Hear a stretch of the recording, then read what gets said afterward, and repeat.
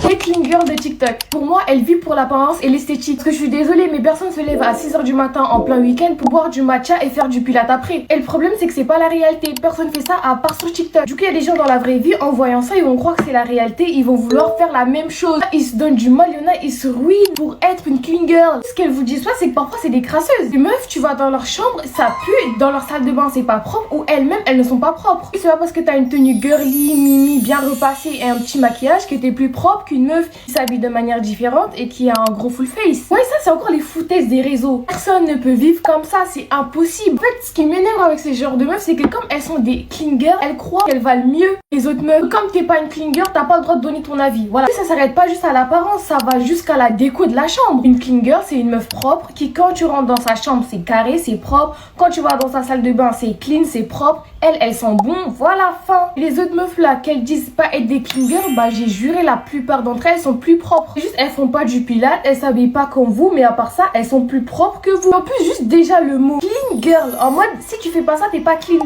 Si tu fais pas ça, t'es pas propre. Bref, juste pour vous dire qu'en gros, le mot clean girl et tout le tralala autour là, c'est des foutaises, c'est pas vrai, c'est pas la vraie vie. Arrêtez de croire.